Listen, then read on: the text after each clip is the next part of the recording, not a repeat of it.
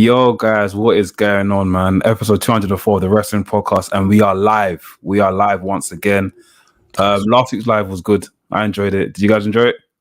Yeah, it was different. It was different to do it live and get the interaction as we're kind of doing it.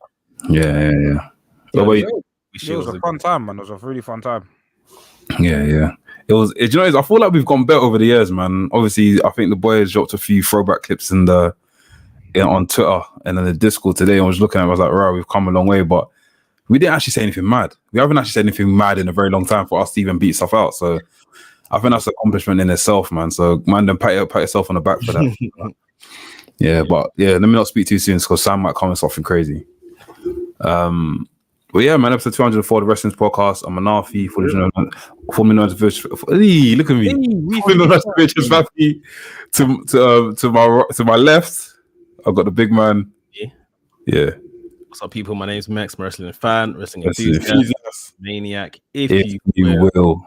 You're tuned into episode 204 of the Wrestling's Podcast. And below, is there a bit of feedback? Is there a bit of echo? Sorry. One of you guys playing the video? Is that me?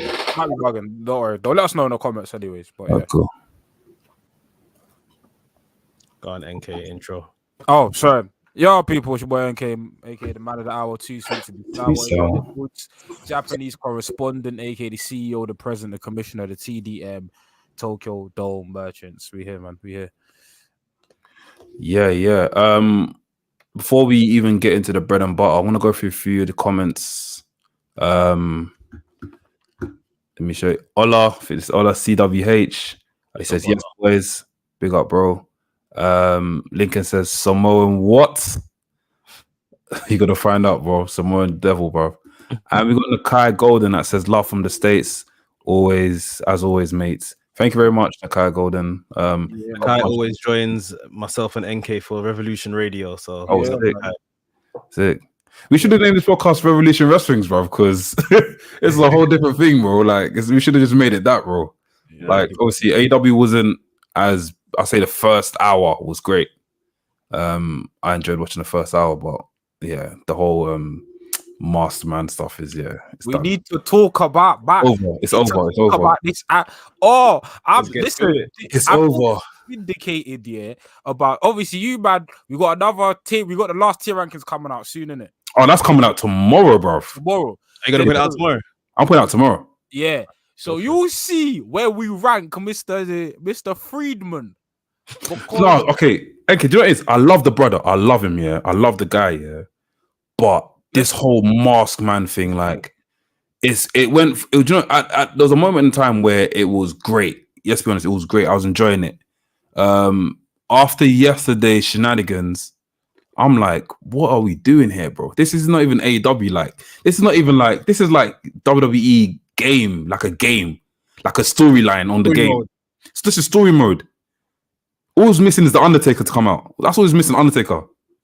Bro, do you know what's so funny about this AEW thing, yeah? About this Devil stuff, is that it's obviously we got the Continental Classic here. We got which was great. Them two finals were great, epic, traditional, proper wrestling, and the Devil stuff just sticks out. I feel like, do you know what it is? It's a conspiracy theory, yeah. I love MJF is super talented, but I think when he's the sole, like, he needs to cook with someone. He needs a co-chef. If it's just his vision, I don't know, because there were rumors even of CM Punk here when the Brochacho stuff was going on backstage. He didn't like it. He said, I'm not feeling this. What is this? But cool, we gave him great, and the Brochacho stuff, to be fair, in the beginning was fine. I think post all in is when they went to absolute doo-doo. Yeah. But I just think, is MJF over ambitious in terms of this stuff? Because I feel like I get what he's trying to do in terms of he wants to tell these grand mystery storylines, because we're really seeing stuff like this in AEW too tough. Not really. You could say the Elite Saga was like that, but it was a bit. Elite Saga was. It was a much simpler story to follow. Yeah. He's clearly been given far too much leeway with this story. Yeah. Like we were saying, you know, it started off well. The Projatra stuff was pretty enjoyable. The vignettes were good. They were cheesy even at their best of times, but it was still kind of, you know, fun. Like it was all right. And then it just spiraled and spiraled. And then Adam Cole and MJF winning the Ring of Honor Tag Team Championships was good when Adam Cole was about. I think it didn't really help the likes of United Empire, Aussie Open. But I felt like it was fine because they had it, obviously, especially for the pre-show of their biggest show. They wanted everyone to be in there. They wanted to put the big drills on the pre-show and do it there. It kind of made sense whilst both men were present. The minute one man gets injured, I'm sorry, you have to abort plan. And we've seen with Tony Khan, he struggles to abort plans. Even if he aborts it, it's like, I'm coming back to that one. Don't you worry. Like, you have to just move on sometimes. Bruv, in the last few weeks, yeah, we had these masked men come out, and Shivani and Excalibur were telling us on story, on commentary, oh, you know, they've tampered with the production truck, and that's why everything's flashing, blah, blah, blah. Okay, cool, fine. I can eat that because at least, you know, that's something that WWE Retribution didn't give me. Retribution, they had theme song and everything. They didn't tell me why. These guys have kind of covered that reason. Cool, absolutely fine. But you've acknowledged at that point that this is like people that are interfering, maybe through some other means, to get into your system. Cool. So point me to the person that sanctioned a Ring of Honor tag team match between MJF and Samoa Joe and masked men. Since these men are infiltrating, who now sanctioned a whole tag team match between guys that we don't even know who's in their faces? Because the referee's here with one of them, another one jumps out from under the ring with steel poles. This is career mode. This is career mode for MJF. This is create your own character career mode. This is SmackDown. Look, let me pull it. Look at the thing. What does he say? This episode is basically Kishore. Exactly.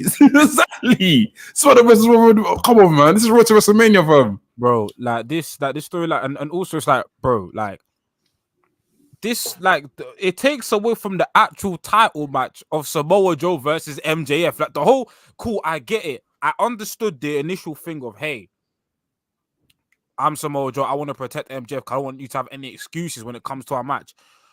All you need is one protection angle, and the rest of the feud should be why I'm better than you. Like, go back to basics. Go back to basics of why I'm better than you, why I deserve to win this title, so on and so forth. Now it's just like, bruv, like, as much as I wanted Samoa Joe to win, the build hasn't justified it. If Samoa Joe now wins, I'm gassed for Samoa Joe. But off this build, does it make sense for Joe to win? No, not even in the slightest. And just to add to that, when Joe has obviously revealed he's in cahoots with the devil, obviously, not to say that he's the devil himself, but he's in cahoots with the devil, right? Shouldn't Joe, knowing that he's facing the champion on Saturday, absolutely destroy the champion in the ring? Not one muscle buster and start lifting titles. You have to massacre my man. Like, so like, you're lucky if he even turns up on Saturday. And then if he does turn up on Saturday, I'm literally picking bones. Like, I just like it. This I felt like Joe kind of almost helped this story a bit, just to try and make it make sense a bit. He was kind of the last lifeline we threw in there, and even with the whole reveal and stuff now, I don't know. Like, would it have made sense for the not for Joe to be revealed as like you know, this whole Joe thing happened yesterday? Would it have made sense for it to happen on World's End, as well as the devil being revealed all in one go? But I think that can only work. He has to win. Yeah. I think that would be more satisfying. And that's why I'm like 100% sure he's not winning, because if Samoa Joe was the devil, first of all, I'm like, ew, that's terrible. But if the devil helps Samoa Joe win, fine.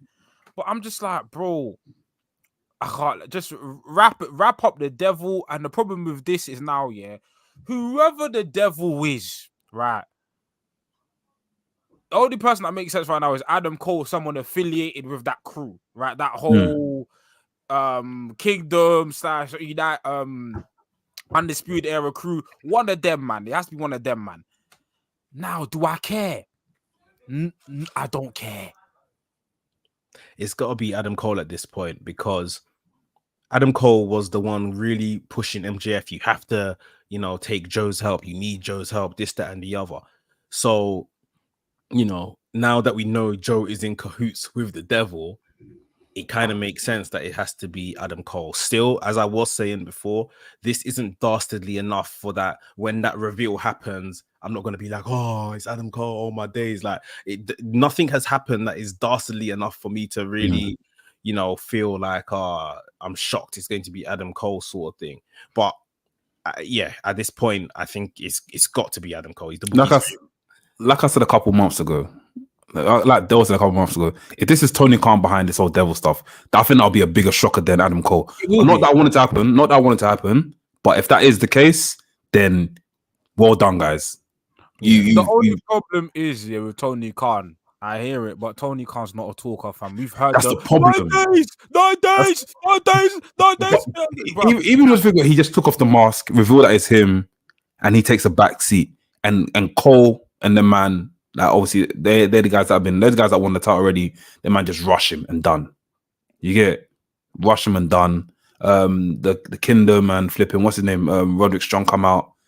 They also join the team, and it's like, yeah, all part of this. This is a not a new faction, but yeah, it's all done. Do you know what I mean? This is it. I mean, there's still the plot hole of, so these men are now tag team champions. Ring of Honor tag team champions. Will they be defending these titles? Will they just vacate? How are they going to lose these titles? How are they going to lose these titles? I mean, we're gonna. I feel like they have to lose it at World's End. Who? The Ring of Honor tag team champions? Yeah. Is it on the line? Oh no, it's not on the line. Nah. How are they going to lose these titles? Defending it. And also, is it okay? This is going to sound stupid, yeah. This is going to sound stupid. No one clip this, but by wrestling law, are they allowed to now change gimmick and have this? For example, say if they now remove the mask, they reveal that it's Kyle O'Reilly and flipping Roderick Strong or Adam Cole. Are they now allowed to still hold the title? Yeah, they probably will be. They probably will be. That's fine. But that's the only way it works. But how does that work? How does that make sense? It's not him it's not them two on the thing though.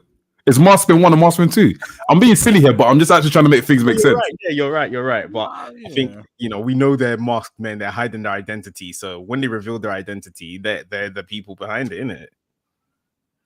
Yeah, true. It's not great, man. And I don't know how I feel about. I'm happy that Joe's like a heel, but I'm not happy that how I feel about Joe being in cahoots with the devil. Yeah, bun that.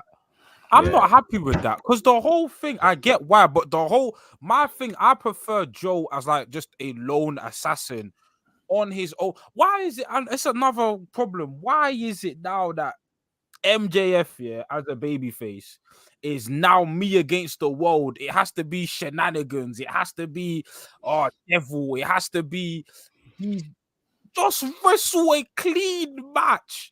Yeah.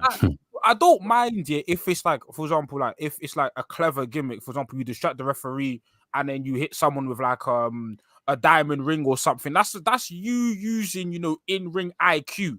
Yeah. But when your matches are constantly relying upon interference here, outside source here, and we know that main event is gonna be filled with shenanigans.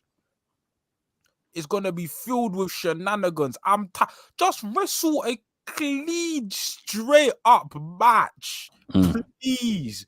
And that's the irony about this whole MJF thing, where it's like MJF in the past, even as a heel, his matches were less convoluted. There'd be the match would be 90% clean. There'd be one cheating spot at the end of the match where he wins, and then that's it. But for 90% of the match is clean. But as a babyface, it's convoluted. We're losing recipes. Like the thing that got you over, you're going completely against. It's weird. It's weird. Nah, man. I like MJF. Like, I'm critical of this reign specifically. I still like he's valuable. I'm not one of these people that are gonna be like, bun MJF, he's not talented. He's MJF. He's an incredibly talented wrestler. But this run is not good. Well, this devil thing is not good. It's not good. I'm not with it.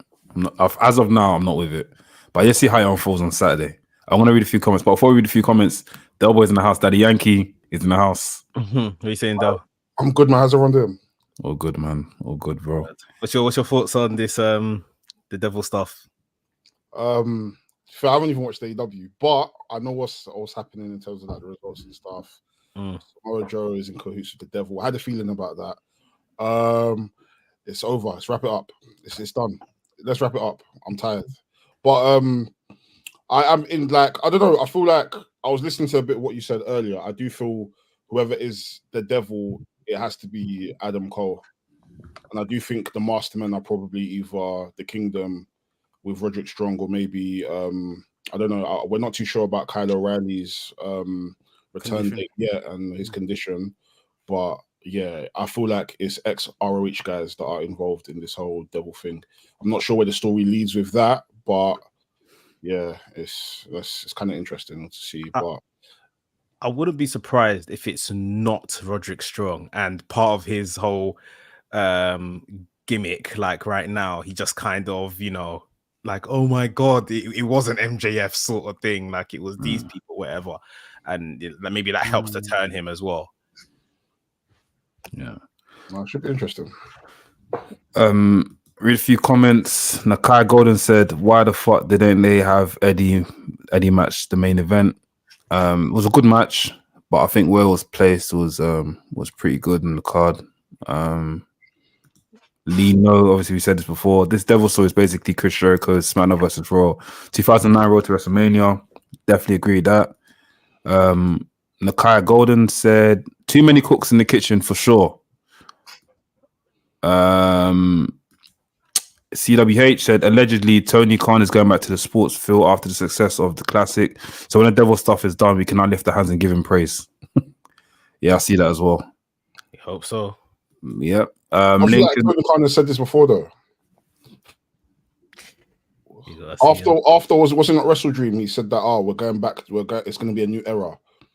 Oh yeah, the new era. Yeah. I think this is the new era. I guess, yeah. I think this is the new era. The only new era I'm seeing is the one on my cap. I'm so sorry. This is bullshit. I think this is the new. This is fucking. If this is a new era, then boy, this is fucking bullshit. I'm not saying nothing. The classic has been very refreshing. I think it's just a case of maybe wrapping up these old stories, innit? But yeah, you have to wrap it up now, like literally. Yeah, it's done. But yeah, the classic for me has just been an absolute revelation, man. And I'll say it now. I think it's better than the G1 this year as a whole tournament, start to finish. I think G1 had higher moments. G1 will always have the highs of the highs, but start to finish, like this has been a better tournament for me than the G1 this year. MJF, if he hasn't already, has reached Codyverse status with this Devil stuff. We know how that ended with Cody, in my opinion, for Codyverse. Nakai Gold said, "Maskmen for PWI Tag Team of the Year 2024." I won't notice, like I said, I won't be surprised if these guys come out and reveal who it is, which I think in wrestling law shouldn't work out. But if they do come out and have a banging run, whatever. If that does happen, then yeah. Tricky Magician joined in on the Devil Angle group therapy session for the show. Yeah, welcome, man. Welcome, bro. Nakai Golden says, "Swerve takes the title at Revolution or we riot." Hey, after yesterday, I hate what they've just thrown Swerve into for this pay-per-view, but maybe it's just another win. How does Swerve even get to the title again? What do you mean? As in after, like, obviously, like we see them having with the match with Moxley and but what I'm trying to say is, how would you book Swerve to get the title if he has a match at Revolution? How would you book Swerve to get the title? I mean, as in if Revolution is the title match. Yeah, how would you get him there? You've already kind of, obviously I think MJF has to be champion because you've already teased it last week with the whole I just think you just make the case that you tease more angles between MJF and Swerve and then have him like maybe have one more win or something like that, and then boom, like I think they've already sown the seed early on. You just need to like have them interact a bit more. You can finagle this shit quickly, like it's And Revolution isn't till like February. Yeah, end of Feb or so. Yeah. So, there's plenty. I don't know if it was in January. That's why I asked that. Oh, no. Yeah, and actually, no, I can't read that. I can't read that, Mark. I can't read that one out, Mark, bro. We were trying to get us bagged. He said, quick question for you guys. Rank these 3 things from best to worst: Retribution, Aces and Eights, The Devil, and Co. Aces and Eights, can you guys remind me? That's TNA, right? What was that storyline? Oh, bro, that was arse. What was it? They had terrible stuff, but they're the best of the 3. Oh yeah, 100%. Well, what was it? Can you guys like refresh? They were trying to take over TNA, and we ended up getting Bully Ray as the leader of Aces. You think Aces and Eights is better than Retribution? 100%. Retribution was cack. Nah, even the story. Retribution was cack. I enjoyed Retribution. I think the opening stages, grand opening, grand closing. Yeah, the opening was great. The opening was great. Yeah, like destroying everything. Like that's yeah, that made sense. And then that was it. That's all that made sense. Yeah, if I was put that, I'll put Retribution. Yeah, I'll probably put in that order as it is now because I didn't really watch Aces and Eights. The Devil stuff I'm not really there no more. Anyway, but yeah, obviously, today it was announced that NXT is moving back to WWE Network. WWE's contract or whatever is the terms they got with TNT is basically coming to an end next year, 2024. USA, no? It's not TNT. It's USA, no?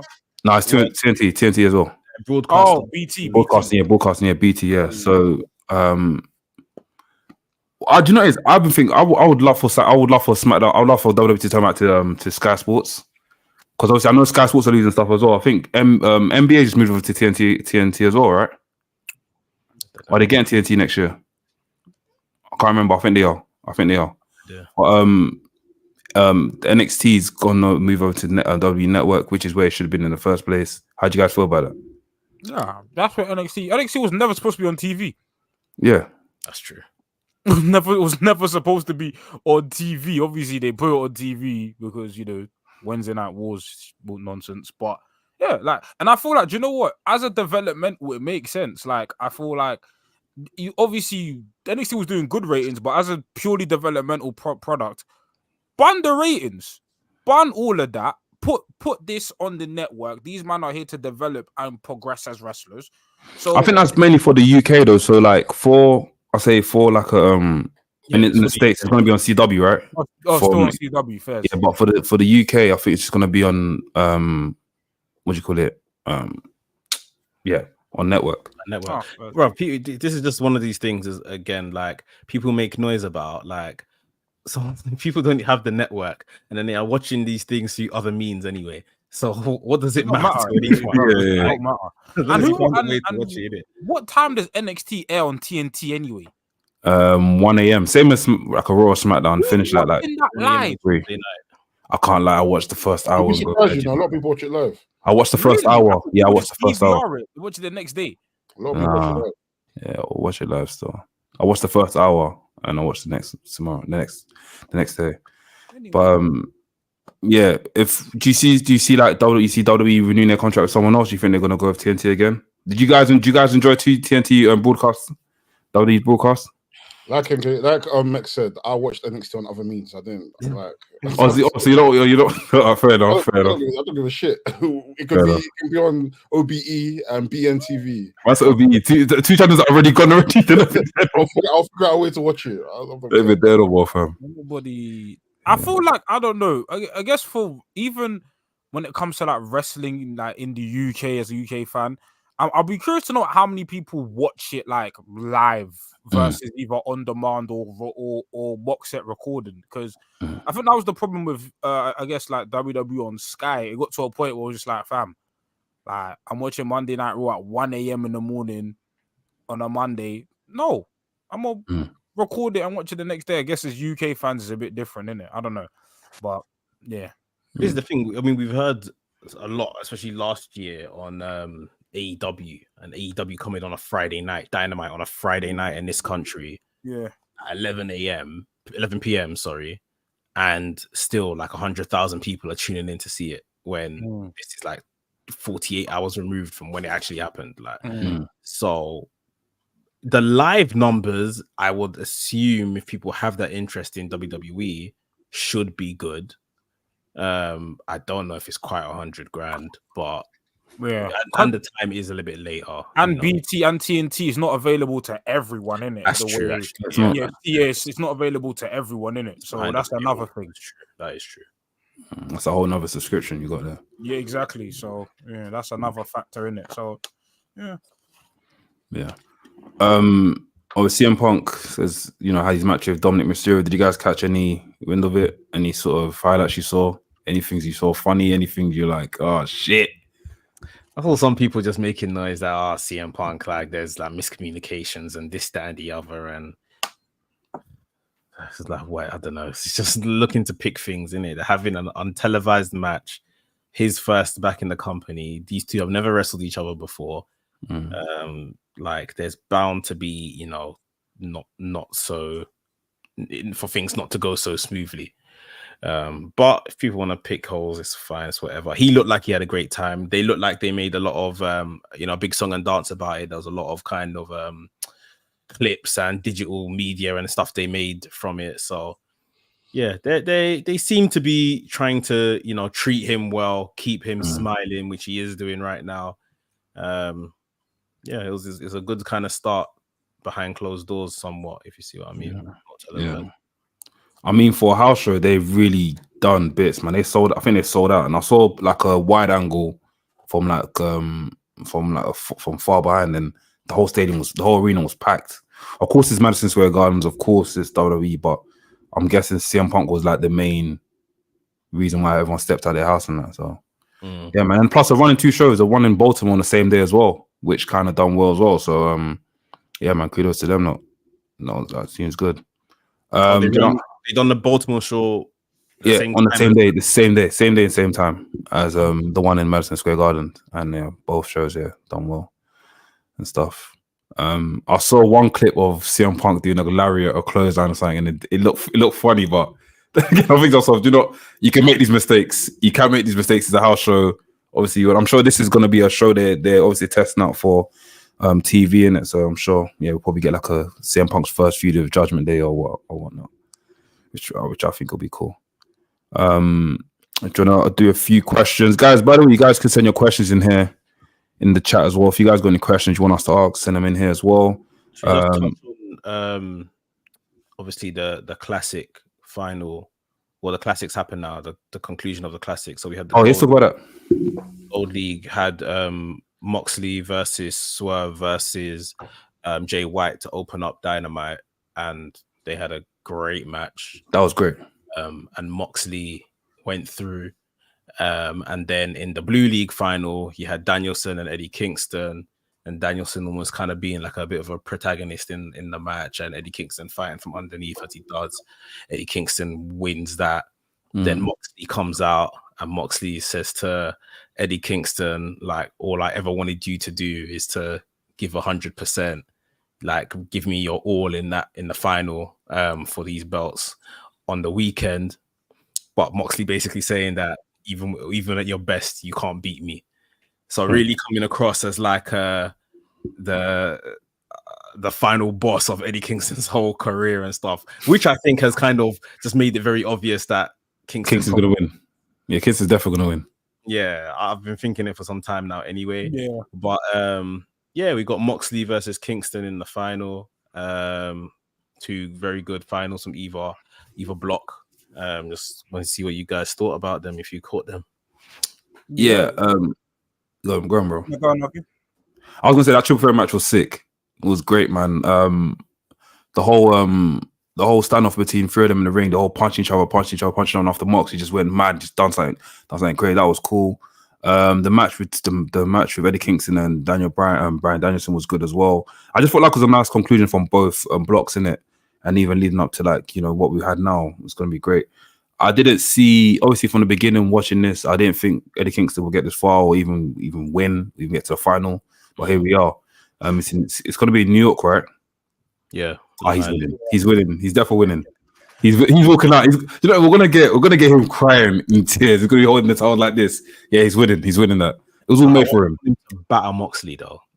Like, I don't think he's gonna batter Moxie. I think it'll be like a not like a squash match battering, but like make him really go through it in it. Like, yeah.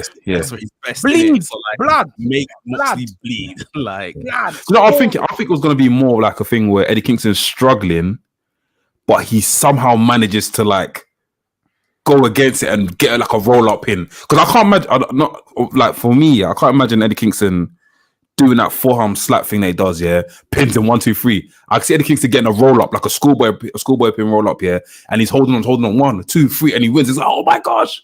Moxie kicks out, Moxie's like shocked, and he's looking around, he's like, he's done it. I don't mind that after like a hard fought match. Yeah, that I think it has to be a hard fought match for sure. Yeah, it has to be a hard fought match for sure.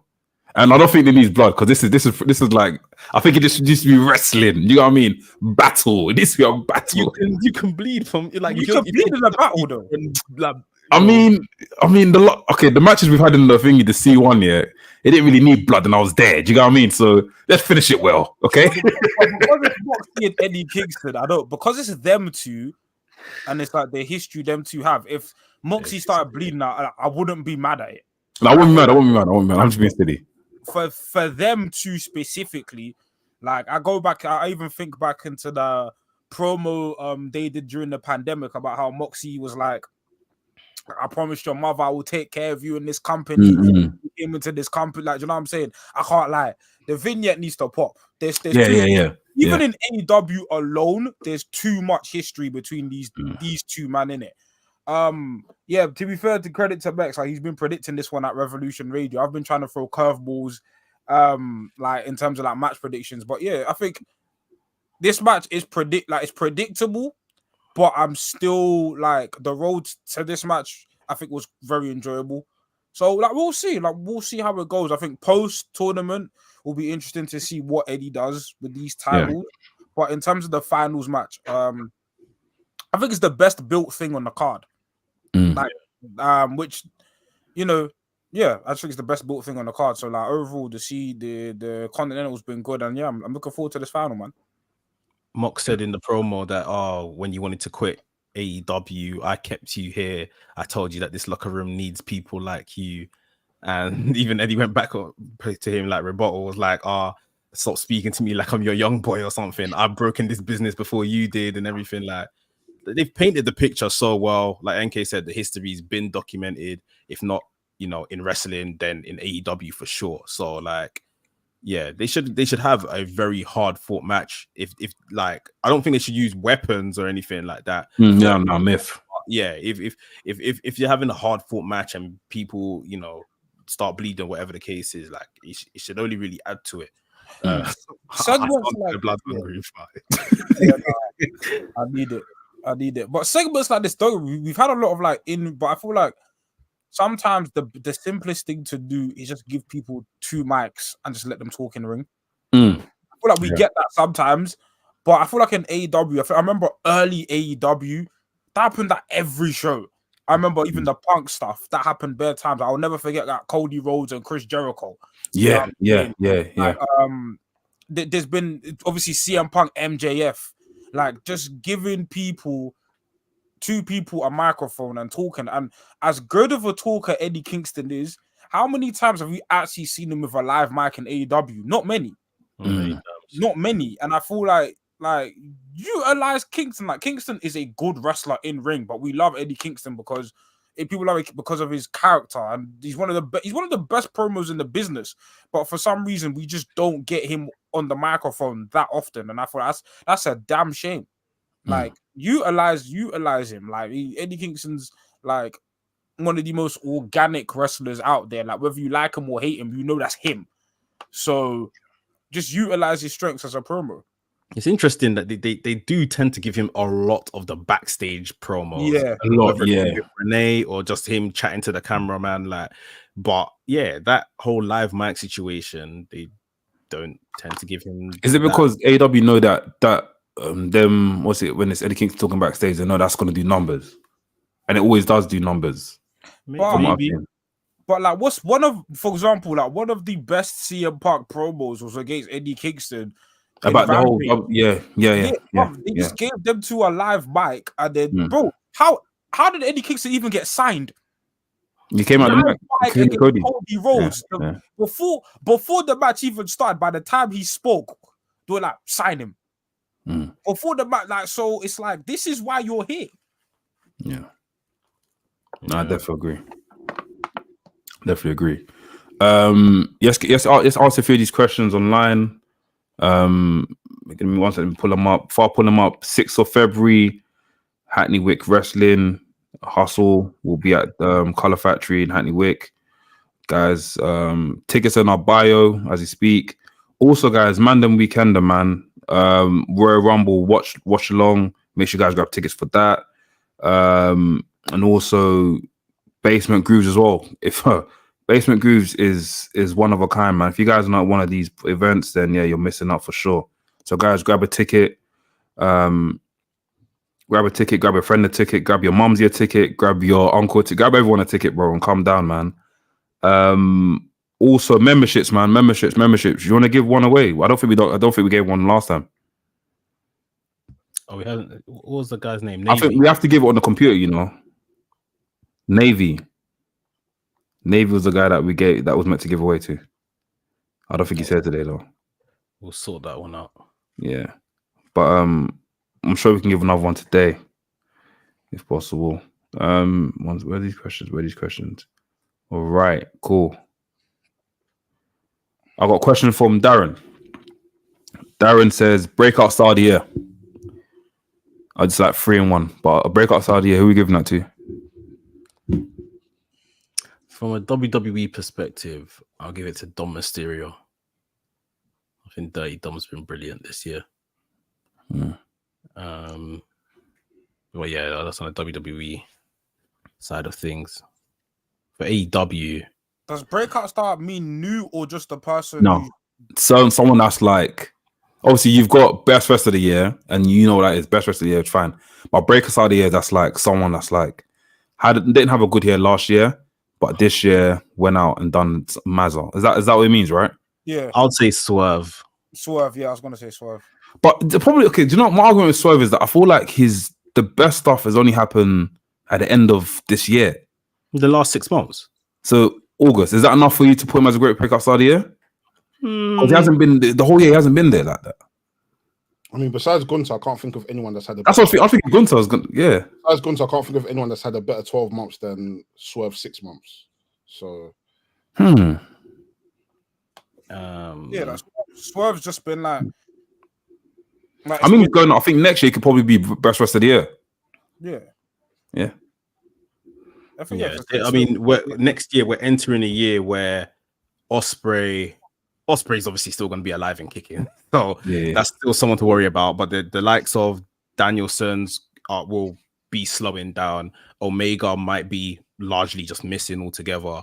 So there's going to be a lot more, I guess, positions to jostle for the top spot anyway. For wrestler of the year. Yeah, I'll probably put Leon Slater for breakout wrestler of the year.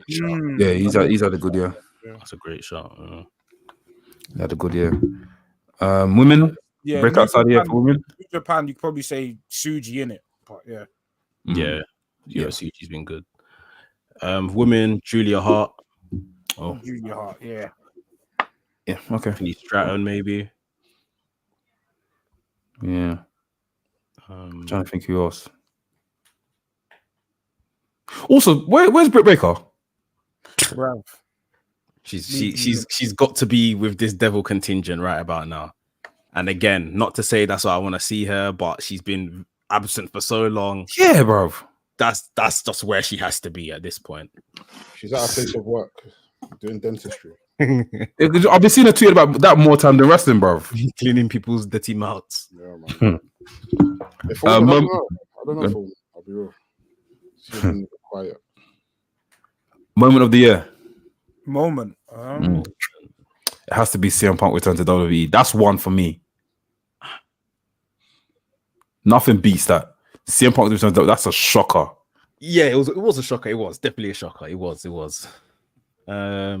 I don't know if this is cheating, but the death match, Swerve and Hangman, that whole thing was a moment. Yeah, I guess for me, just my favorite entrance I've seen this year is still Osprey's. Yeah. All in. All in. Yeah. And Cool, Mercedes Monet at Wrestle Kingdom earlier on this year. That was a moment. That was a moment.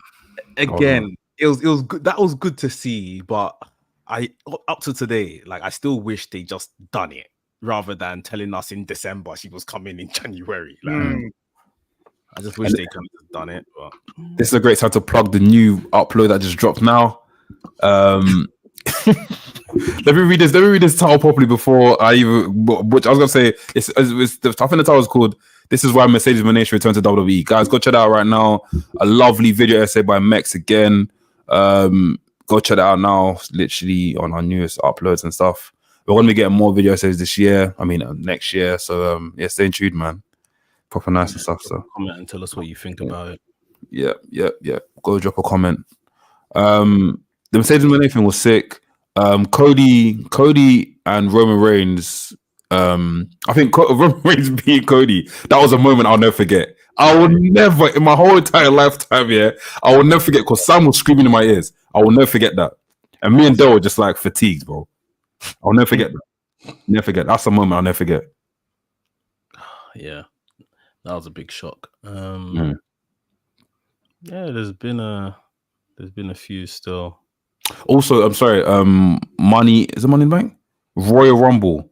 The Sami Zayn. When Sami Zayn turned on Roman, not turned on Roman, but he basically defended Kevin Owens. That segment. That was a moment. We watched it at our homes. Yeah, I don't think we done anything for that. Yeah, because that's when the building collapsed. The road, remember, collapsed. Whoa! Imagine. Yeah, that was a moment. That was great. That was a great moment. Can't think of anything else. Better not collapse this time around. It better not. I was there on Christmas Day because I went to go pick up my grandma to come to my house. So I drove past it and stuff, and I just remember checking if it was fine. As if we haven't been there all this whole year. I don't know why I remembered it on Christmas Day. I think both Will Ospreay's and Kenny Omega's Wrestle Kingdom entrances for me for two different reasons. Kenny Omega's Wrestle Kingdom entrance amazing, but also I'm a big Final Fantasy fan. So when he came off a set, I was like gas. And then when Will Ospreay brought back Elevated, the piano version, I was like, finally. That So yeah. I think it was a good moment for me when Omega returned to New Japan in that Wrestle Kingdom match. Yeah. Like, it just felt different. The aura's different, man. Yeah. The aura's different, man. Yeah. Even like a final boss. Yeah. I think I've always said the Forbidden Door one is always my favorite match. When he dropped the Tiger Driver, I think what was it? Someone correct me. Tiger Driver 90 what? 98? I don't know what it was, but to Ospreay. Yeah, what was it? No, and Ospreay done it to Kenny. Oh, One Winged Angel. No, the Tiger Driver. They remember the Tiger Driver. Tiger Driver? Oh, when he dropped it on his head. Land his neck. What movie is that again? I think it's Tiger Driver 96. Oh, it's the Tiger 96. Driver. Bro, yeah, that one spun me as well, bro. I thought man was gonna break his neck, fam. Done, fam. But yeah, that was I think it's been 91. There you go. Basketball Bicker. Big up you, bro. That's a mad name still. Basketball Bicker. Yeah, I love that one. Yeah, that was crazy. That was crazy still. Another question he asked is, I think this one might be the tough one. He said, this one's promotion of the year. Promotion of the year. Yeah, who are you giving that to?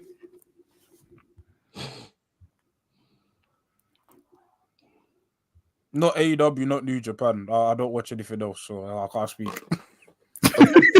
Objectively speaking, I'll give it to DPW. I think what they've been doing this year has been absolutely incredible. But if we're talking mainly majors, can't lie, there's nobody doing more than the E right now, man. I'm so sorry. Nobody's doing what the E is doing, man. You know what I mean? I think WWE it's probably been pretty just like a constant line where their moments has been just kind of up a bit and down. And AEW has kind of went and had like maybe big highs, but then big lows as well. So how can I forget this moment? Bad Bunny in Puerto Rico. That was that's my moment of the year. Yeah. Hola. Hala. Helebe, hala. Absolutely crazy. That was great. Yeah, that was great. a good moment. Yeah, maybe just on an overall consistent, and probably helped a lot by NXT because NXT's been really good. I would say WWE. Yeah, I guess it's WWE as well. I would say give it to a late, but that's just it's a late entry, yeah. But I haven't really been following it too tough this year. But I've been seeing the work that they've been doing, the work towards next year. Impact. I feel like Impact is gonna have a crazy year next year. I think Impact's gonna be sure. great next year. Impact's gonna have a crazy.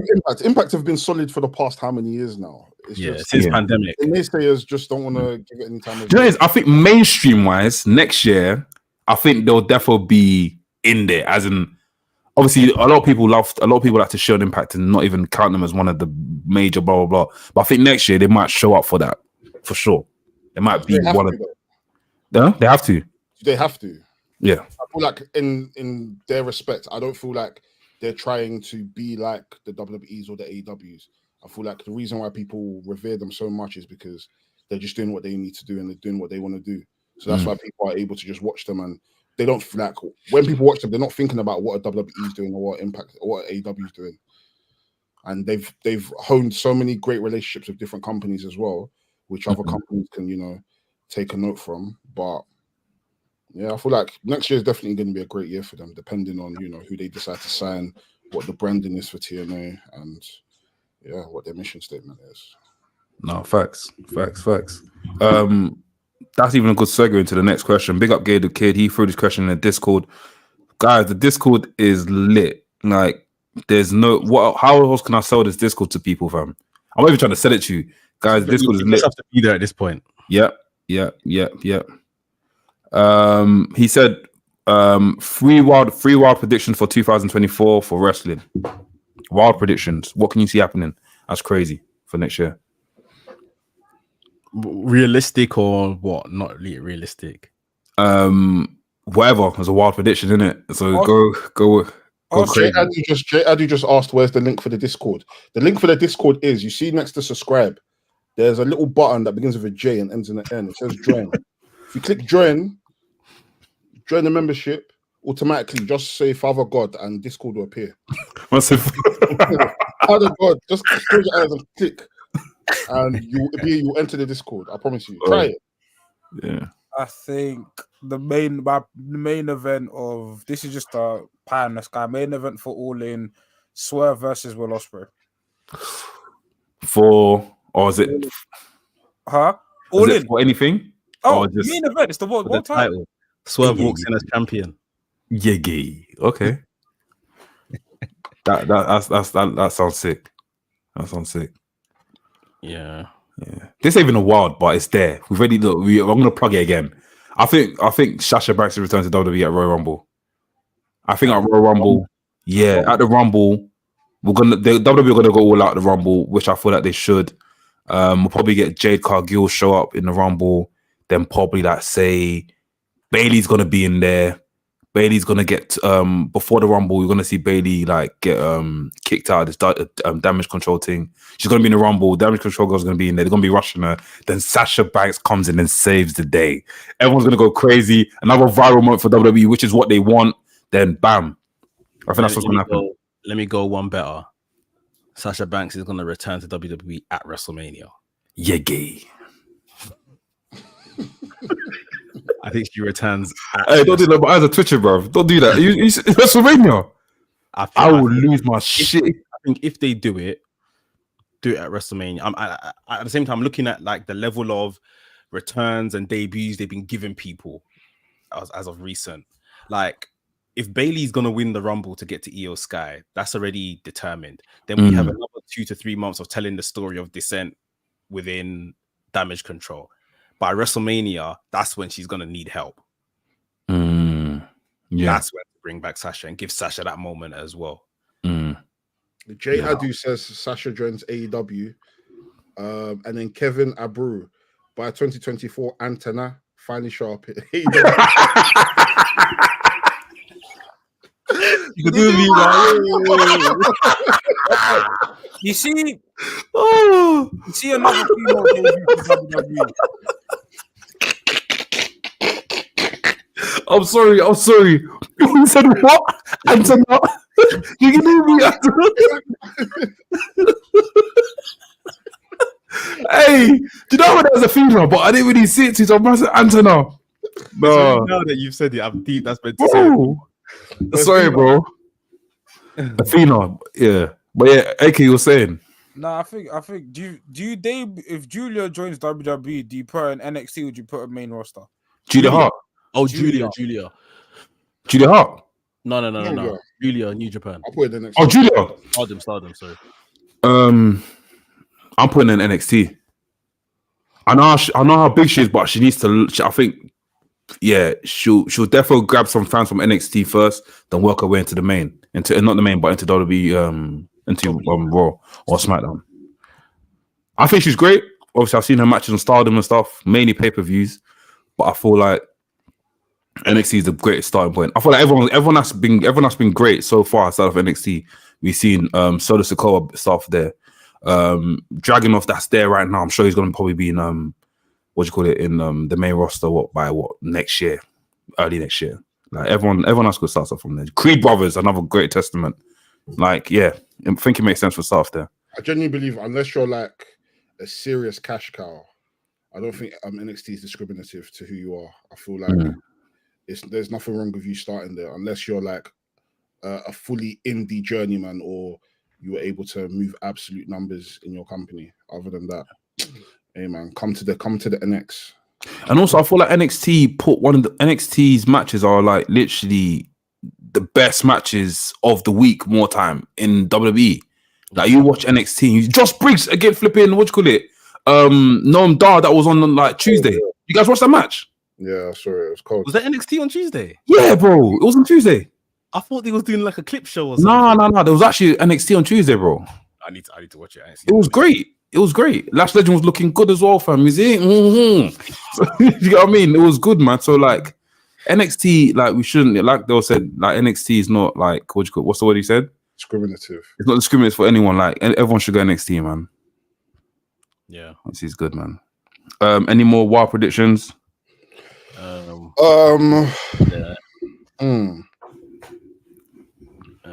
This might be left field, yeah, but I feel like New Japan are gonna bin the IWGP Women's title. I feel like they're gonna bin it. And if they're not gonna do it justice, they should. Yeah. At this point, it looks like they just made that title for Sasha. Yeah. For Mercedes Moné, and she's not about, and it hasn't really done much of anything with it. So, yeah. And at the same time, I don't know what they want Stardom to do with the IWGP Women's title when Stardom already have their own title belts that they will deem more important. Several, you can't just shove this belt to me and say, listen, because we deem this belt important, you now have to make this belt as important as we feel it to be. And it's like, why would Stardom even do that? But they don't deem it important. Maybe New Japan actually need to pull their socks up and actually recruit a women's roster. Yeah. Opposed to like relying on Stardom. It doesn't make any sense. Yeah, the IWGP, I think that's my biggest disappointment of like 2023, the IWGP Women's Division, because you did a whole tournament, you did the historic X crossover. We built up to the unveiling of this belt, and quite frankly, it's been poor. Even going back to Wrestle Kingdom, the match between Kairi Sane and Tam Nakano was given like 5 minutes. Yeah. When Tam Nakano and Kairi are amazing wrestlers, especially Tam Nakano. Tam Nakano's had an amazing year this year from what from the snippets I've seen. And for that, on your biggest platform to be the showcase you give to the women was kind of indicative of how they felt about that division. It was like it's Mercedes or nothing.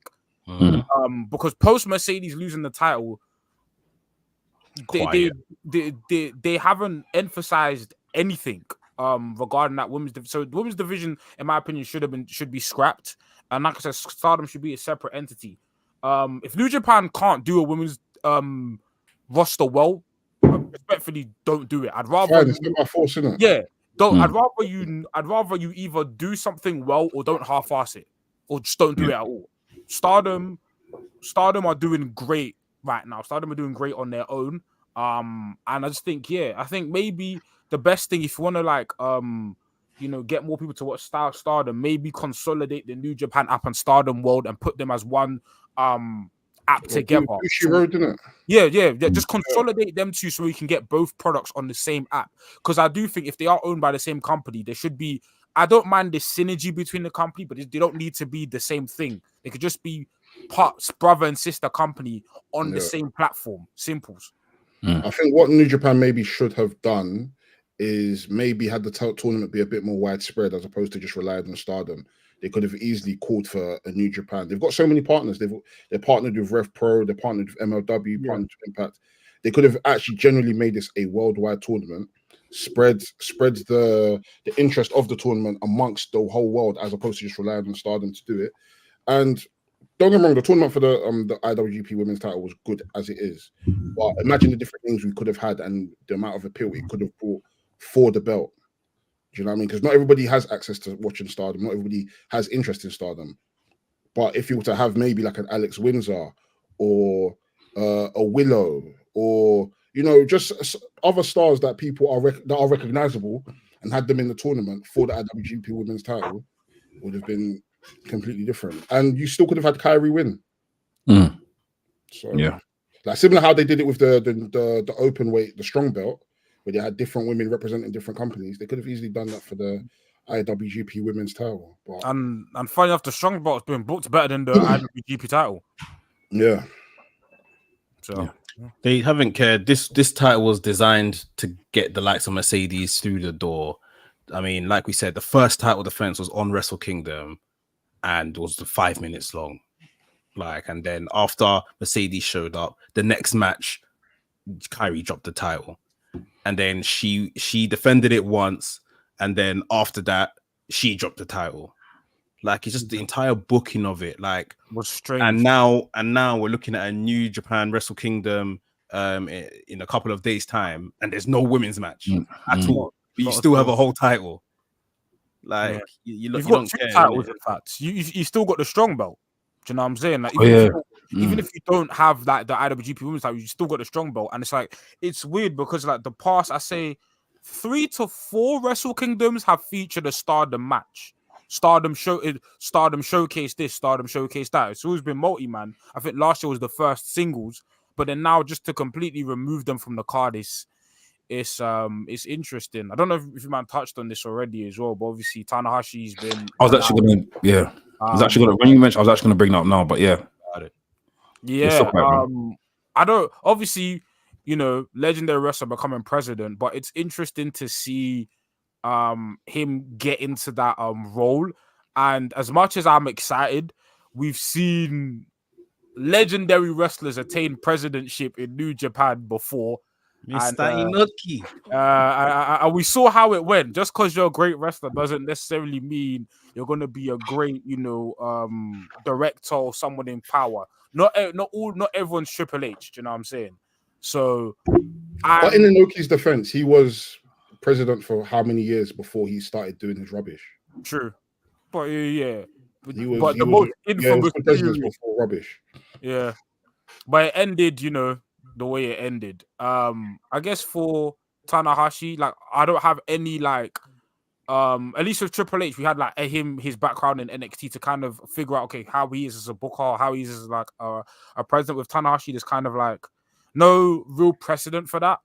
So for me, it's just more of a thing of listen, obviously I like him as a wrestler. He's one of the people that brought New Japan into the dominant period they had in the 2010s. So, he was there at New Japan's modern day height. So, maybe he can implement a few things to bring the product closer to its glory days. You know what I'm saying? But that remains to be seen. There's no evidence to say he will be good or bad. We just have to see. Yeah. Yeah, well, I think it's nice to think it's in safe hands because Tanahashi has largely been, a good guy for the company. But like NK saying, people can go rogue, and there could be other factors outside which take place, and you never know. Tanahashi might find himself in a position where he's having to defend the company and be the face of some other bad crap happening behind closed doors. So. You just wish the best for him. Is it like a effective immediately thing? Is he in charge now? I believe obviously I think the other CEOs have stepped down, but I don't know if it's an immediate thing. I think by 2024 he's there. But He's there. yeah. What is something that one thing that you think New Japan needs to improve on in 2024? They need to improve on stop clamping content creators' content.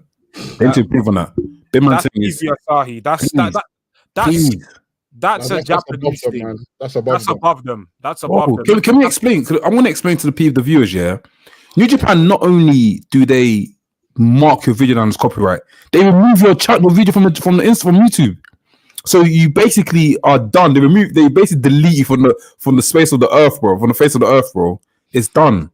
Listen, that's a whole Japanese thing. It's above Japan. It's terrible. Are they still coming from? Are they still doing it to people on Twitter? Yeah, easy. But people on Twitter don't care. People on Twitter will make like 10 different accounts and post the same. Yeah. That's why you still see match highlights. People don't care. Yeah. But YouTube is different. Yeah. It's a TV Asahi issue, unfortunately. But outside of that, product-wise, what do you think? I think like Del said, like either commit to doing something proper with the women's division for me, or just forget about it. Like get rid of the belt.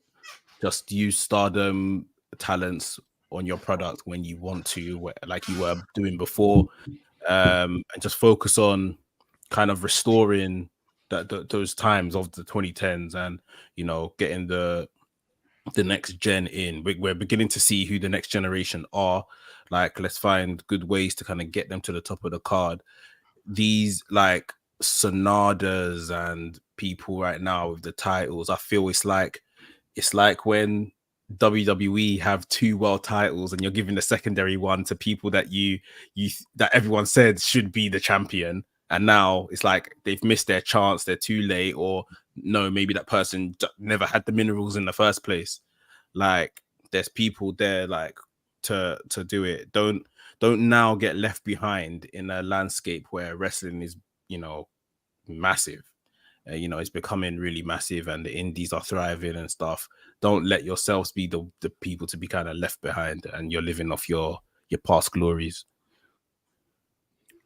I'd say push new people, man.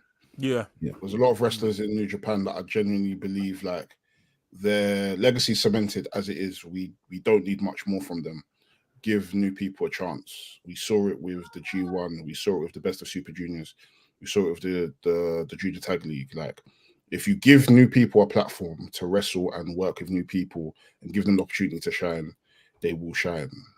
There's plenty of people, plenty of examples I can go through, but I don't think I have all the time. But yeah, just give new people a chance.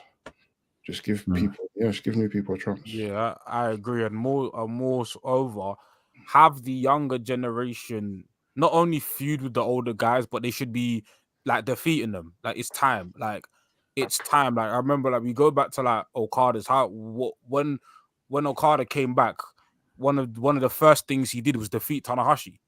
That immediately set him on the trajectory of like, okay, this guy's a main eventer. Like I feel like right now they're too afraid to pull the trigger. Yeah, don't get me wrong, the Shotas and the Sujis, they're having good showings, but when they're facing the top dons, they're losing. If you really want to like kickstart these man, like have them knock a top guy off their pedestal. It doesn't have to necessarily be for the title, but like have them knock a guy off the top. And respectfully, Tanahashi's president now, but not like a Tanahashi or Ishii where it's expected. Like really have somebody pin an Okada. Really have someone pin a Naito on a big platform. Not at a New Japan Cup, but at a Dominion, a Wrestle Kingdom, a big stage where these man established themselves as like real top. That's what Jay White did. Do you know what I'm saying? Like that's how you debut, man. And that's the formula that has worked for New Japan. But for some reason, they've been super conservative about that. No, go back to making brash, just 100 miles an hour decisions and let these new guys win big matches. They might need someone new to be booking because Gado's been there for a very long time. Absolutely.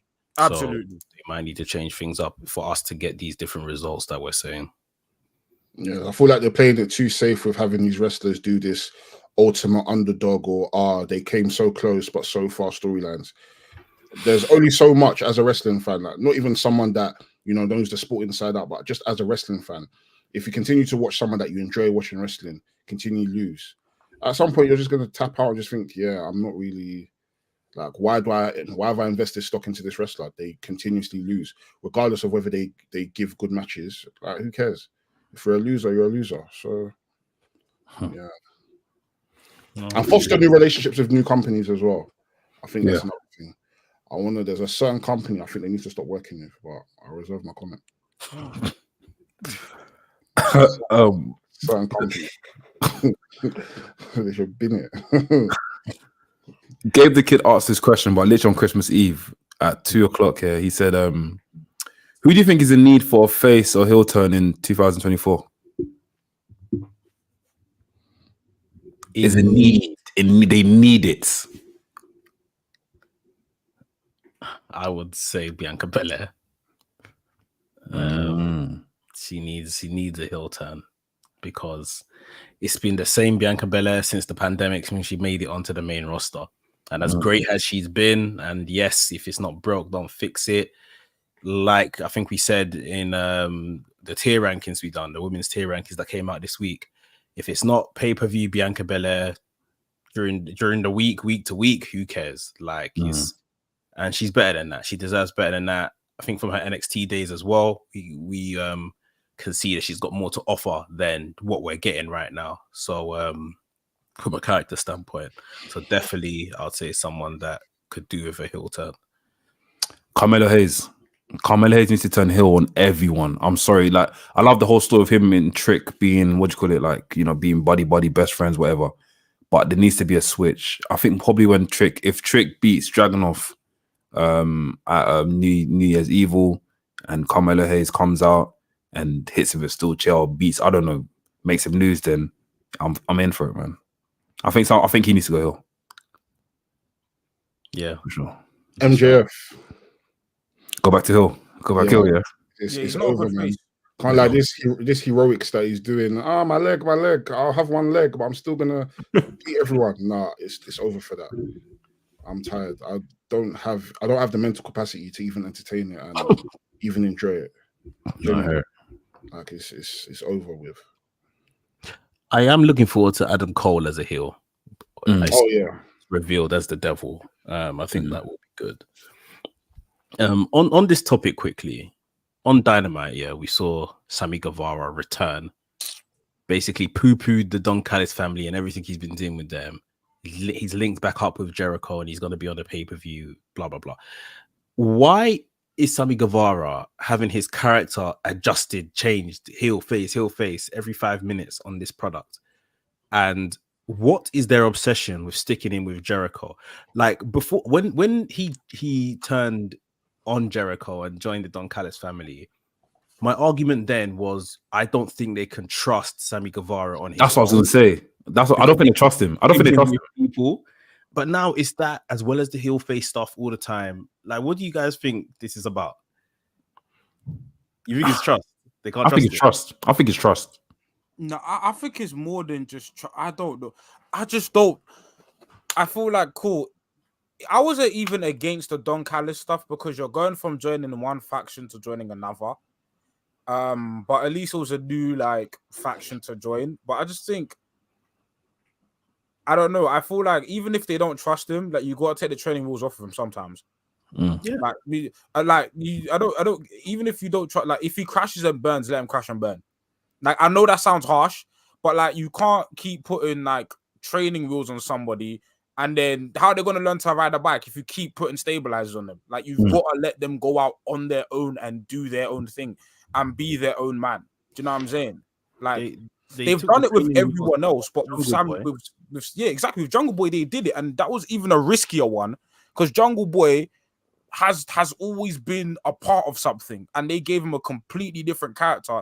And in the beginning, we were like, this Jack Perry character isn't working, and it's still in development, but there's something to it. There's something that could be formed from it. With Sammy Guevara, it's just it's a combination of them not doing enough to let him be on his own, but when he has been on his own, when, for example, the little TNT title run he did, all he was doing is just, I'm crazy. I'm crazy.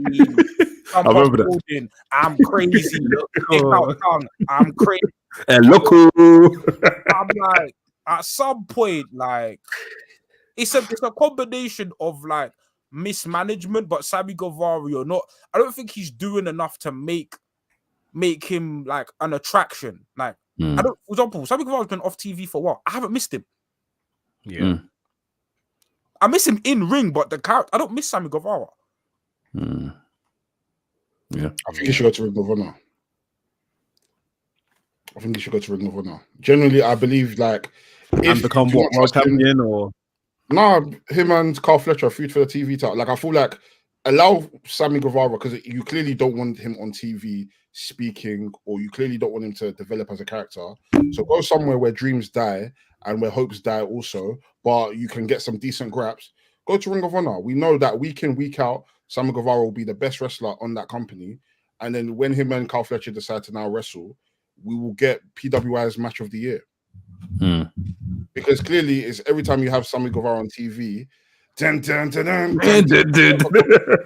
like Jericho's my guy, but at some point we have to call a spade a spade. Enough is enough.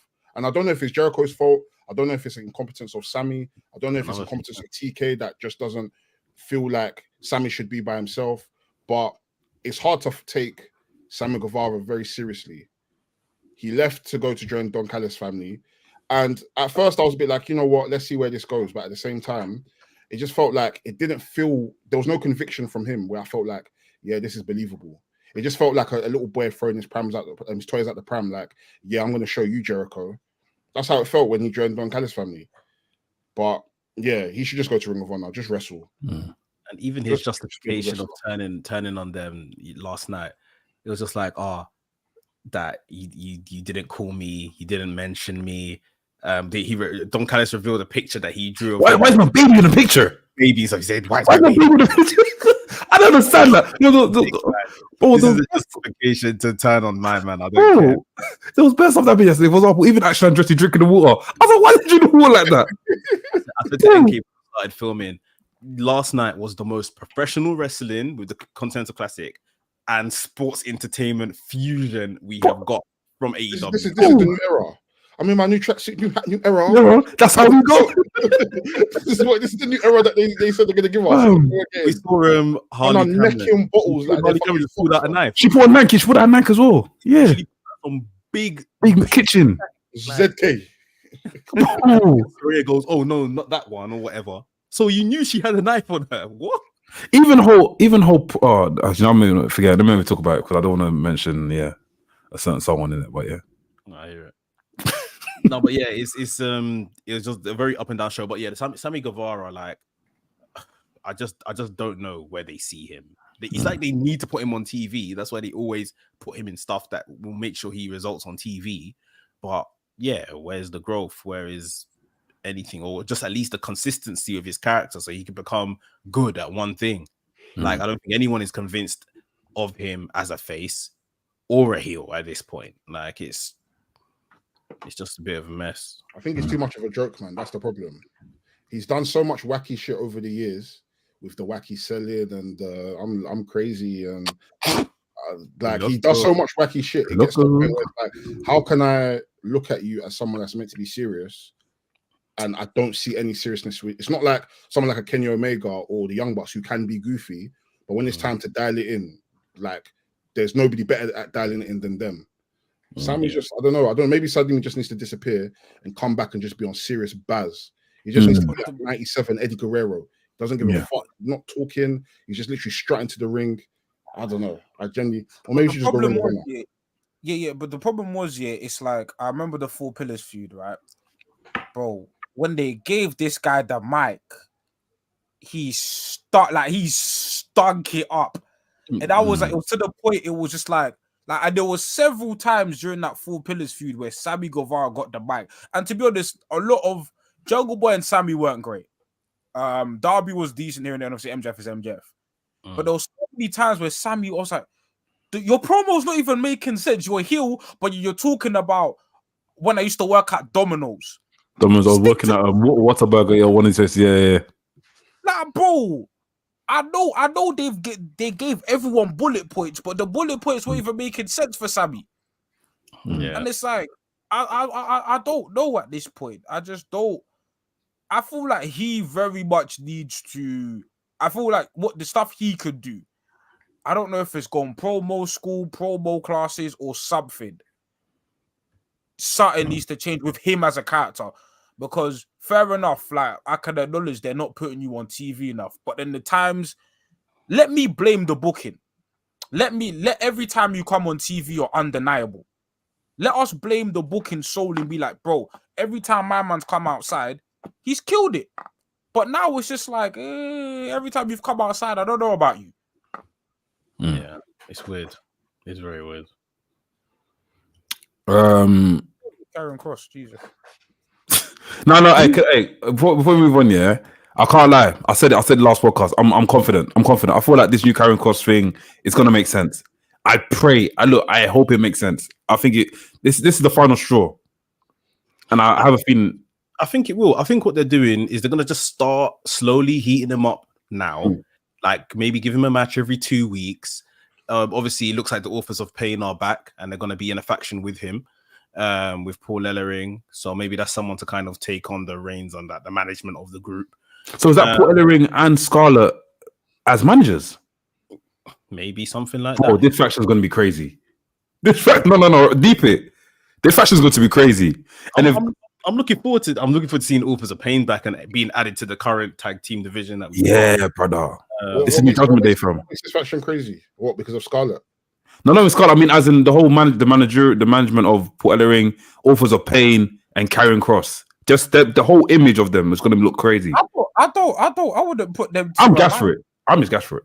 You wouldn't put them what? Sorry, I wouldn't align Authors and Page and Karrion Kross, Authors of Pain and Karrion Kross, because you know what you know in NXT.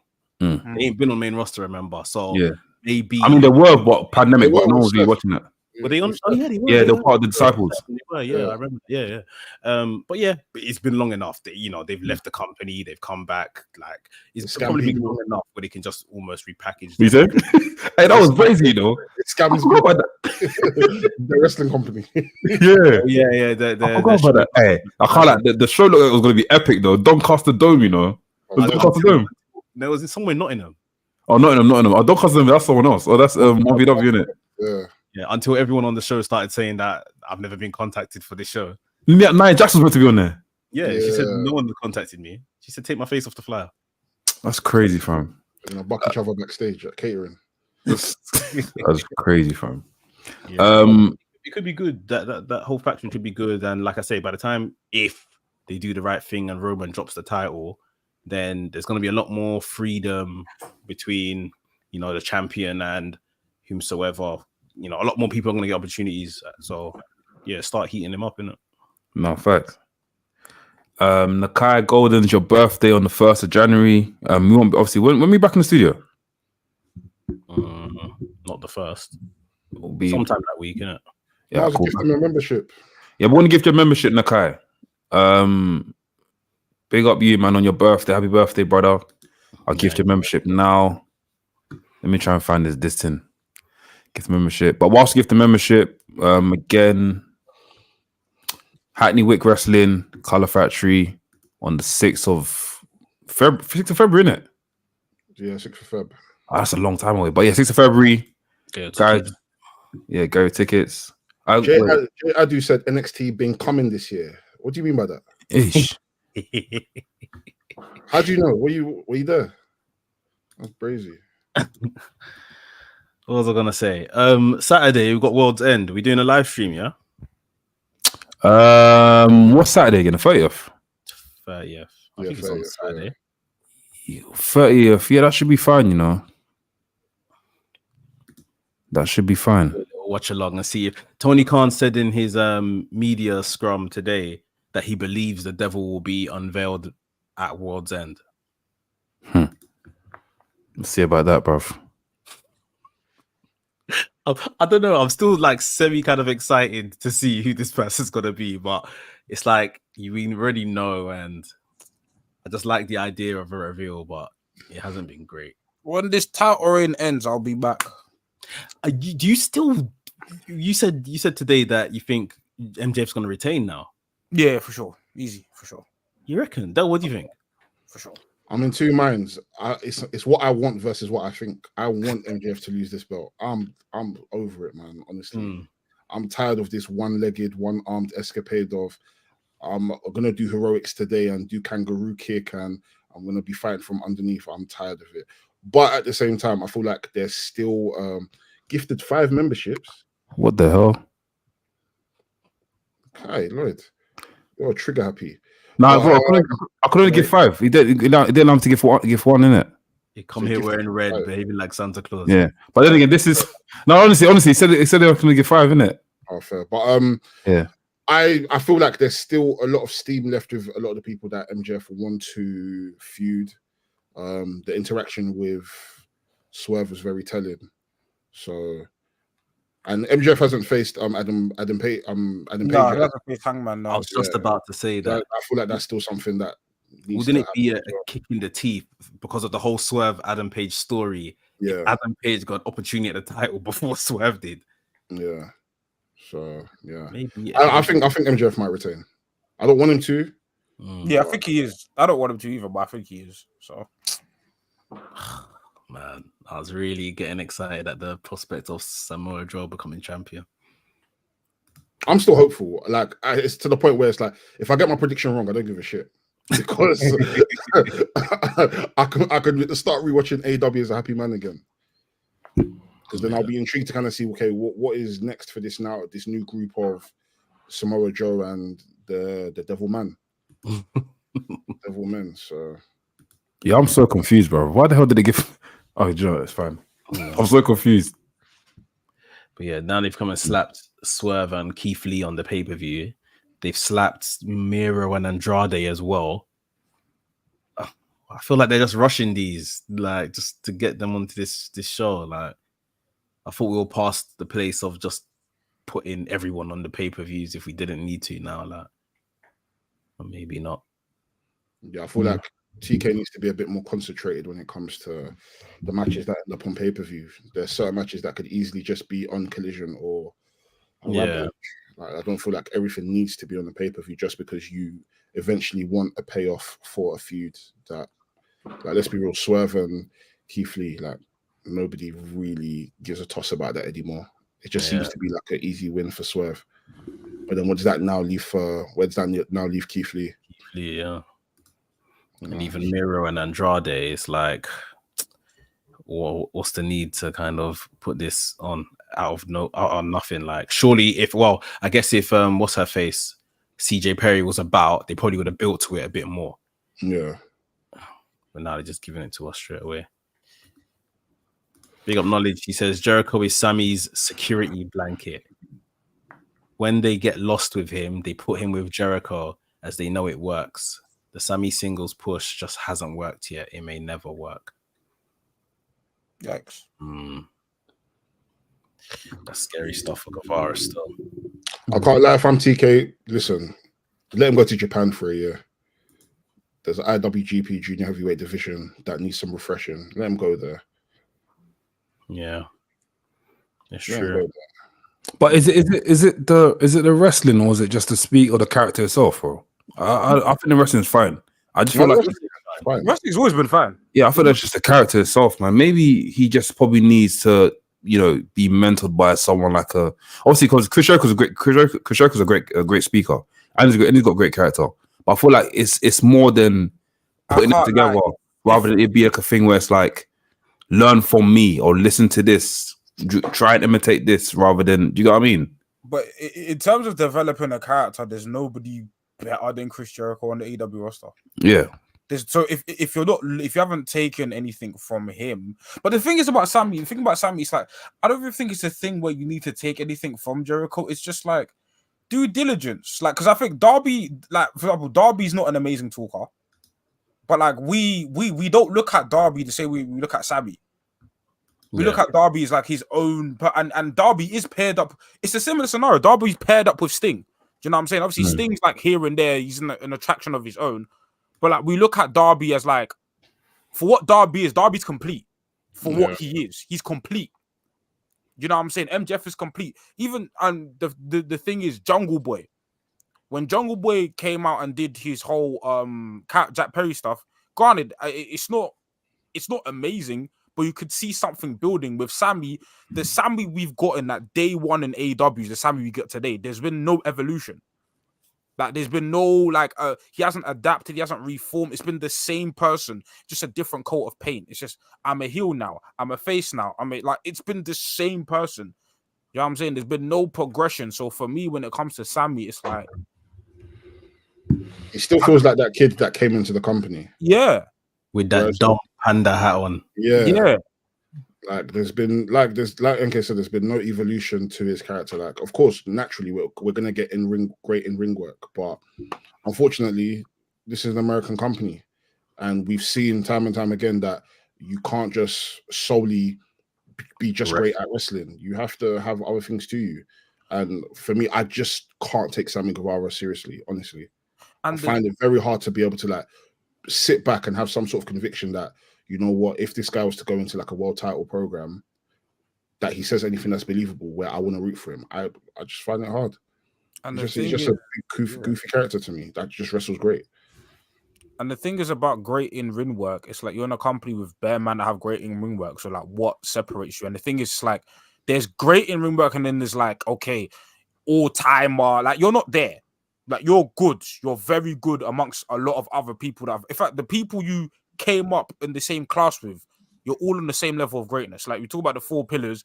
All of them, I'd say in ring, they have different attributes, but in terms of all of them, they're on the same level of competence in the ring.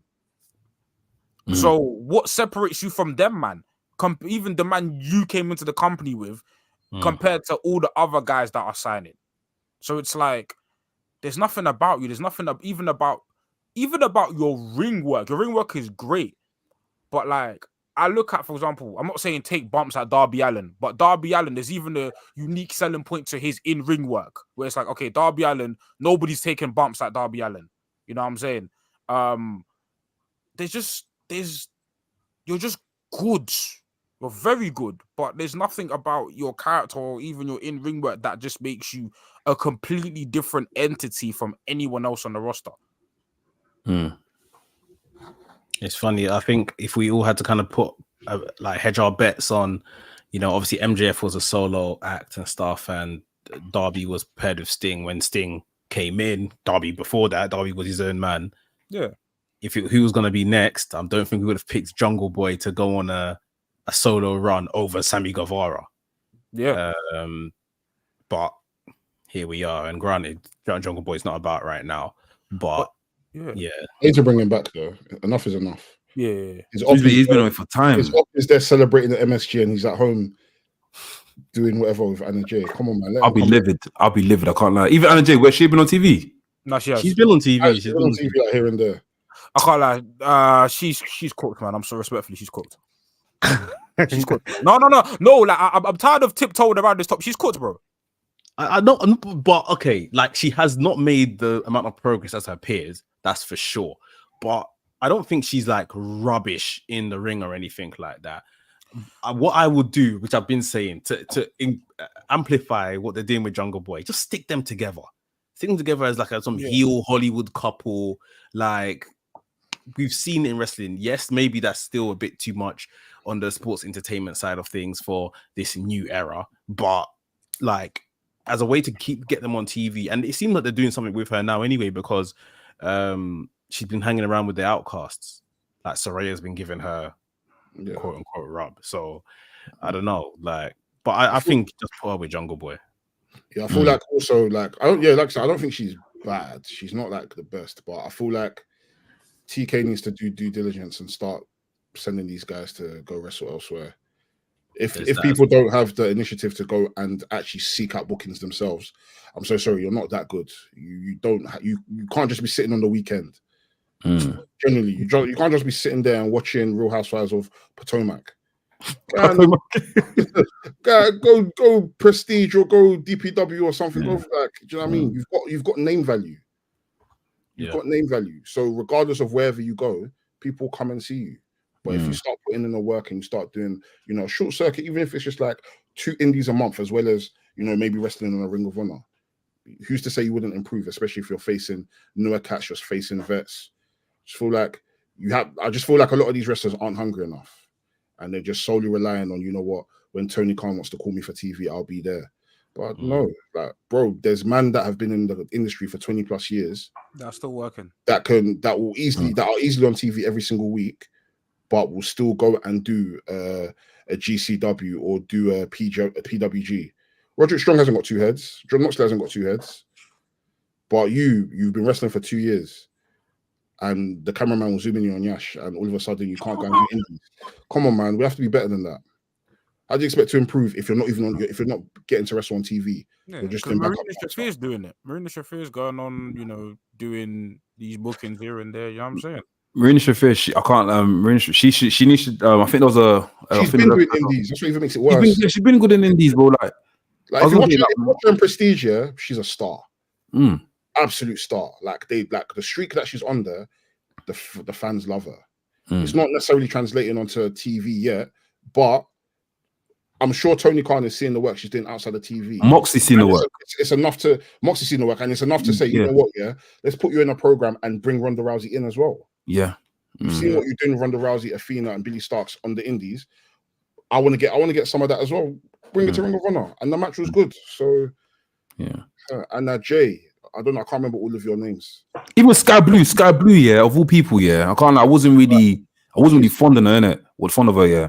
But I remember me seeing her in Rev Pro, and I was like, oh shit, Sky Blue's here. Then seeing the work that she's doing now, this whole character transformation, bro. I think she's hit something with it. I feel for next year she might have a bigger year.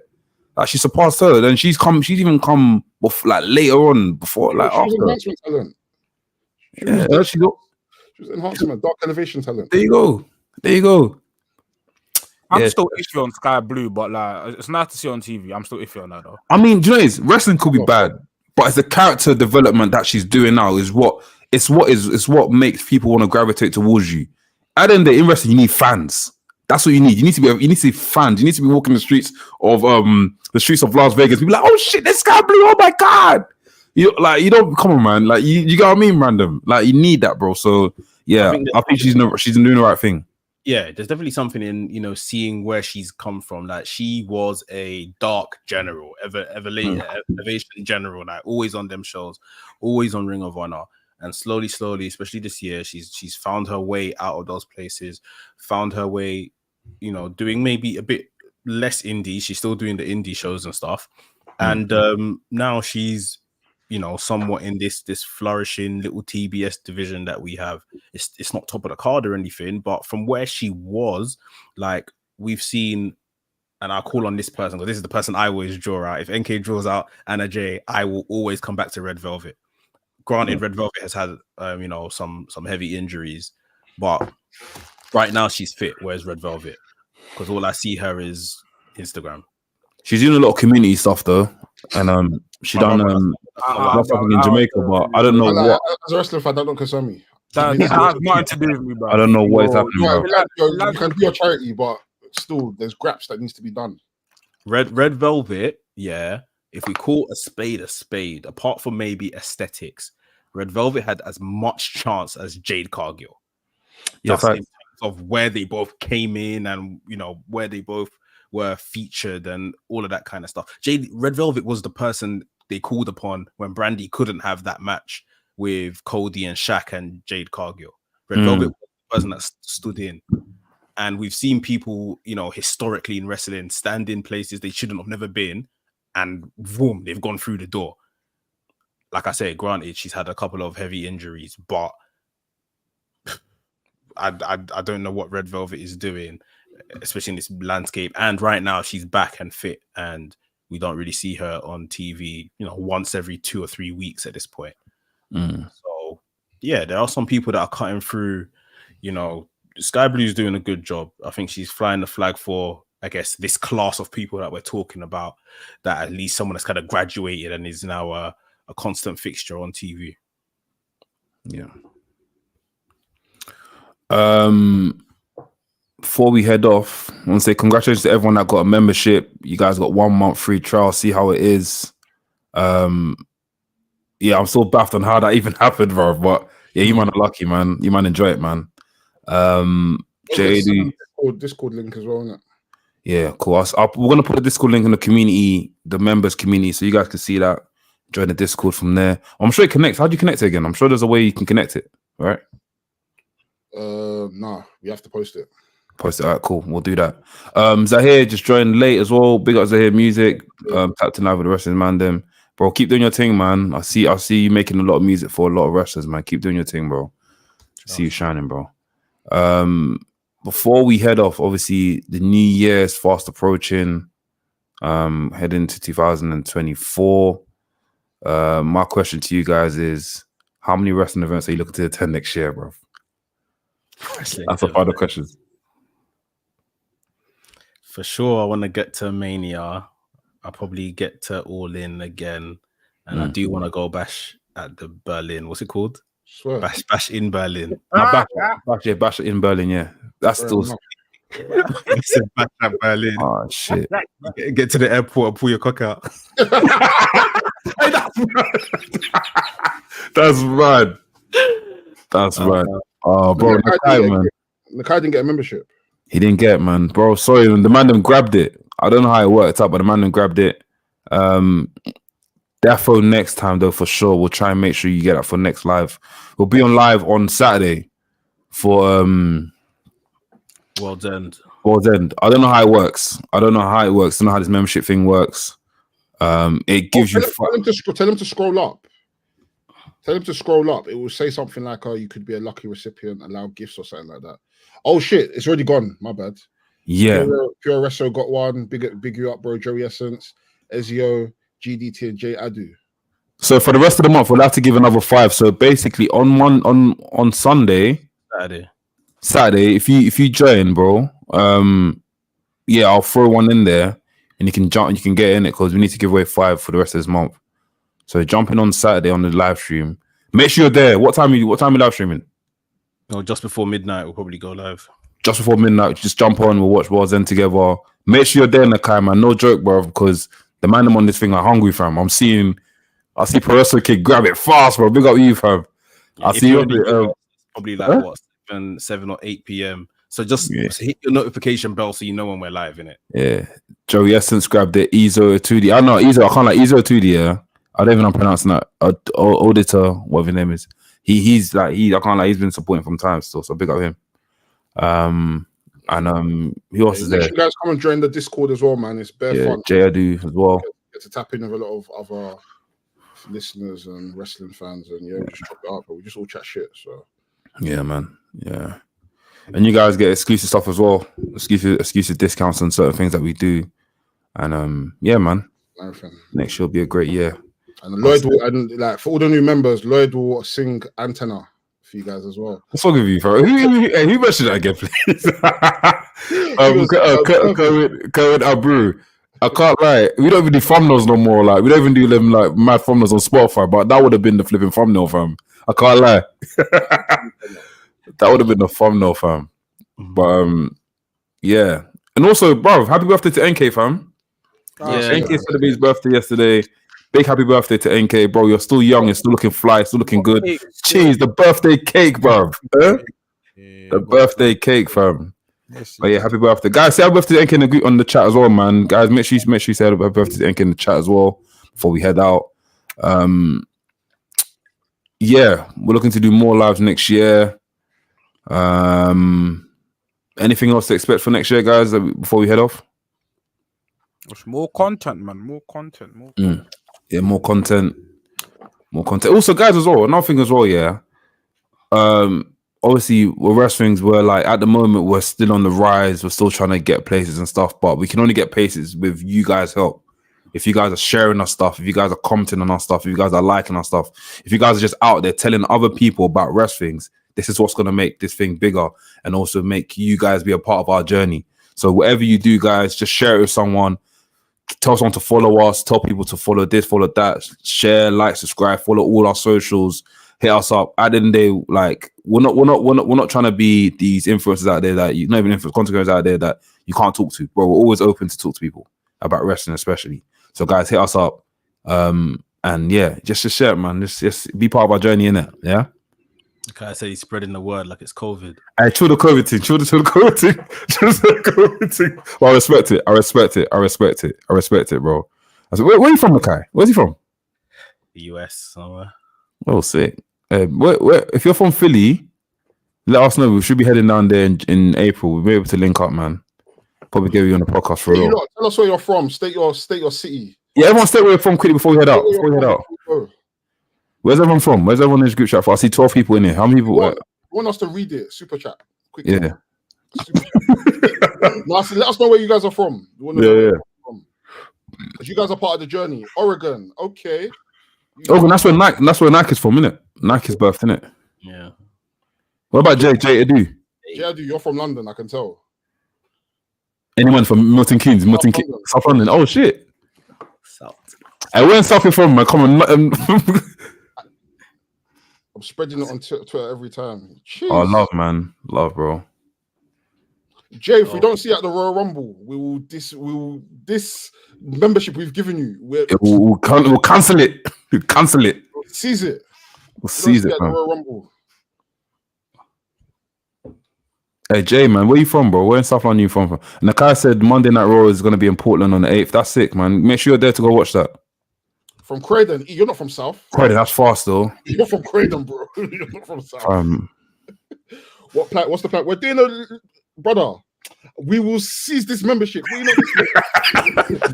will off this membership from you. We said we're doing a Royal Rumble party. Lino from Essex, big up. Where in Essex you from, bro? Nakai got my tickets already lit. Yeah, it's by the Mandem weekend, so Royal Rumble weekend. On the Saturday, we're doing a watch along live in person at Loading Bar in Stoke Newington. And then on the Sunday, we got the vibes with Basement Grooves. So yeah, two night extravaganza. Jay, start traveling from now because I know this. No, apply for the visa. Start traveling from now, Jay. So you can get to Dalston for the 27th, 28th. What's that that injection used to take you to go to Africa back in the day? Used to go Ghana back in the day. Typhoid. Was it yellow fever? Is it? What's that? Yellow fever. I thought it was typhoid. Typhoid. What's that? Typhoid. It's typhoid. Not that. No, wait, not that. Mosquito injection. It's like, yeah, is it, I forgot what it's called, bro. You used to get an injection before you head out to Ghana, bro. Yellow fever vaccine. Yeah, that's it. You used to get that, bro. Yeah, and Nakai said happy belated birthday. Big up. Who else is in here? Lino's from Essex. Where in Essex you from, bro? If you're still here.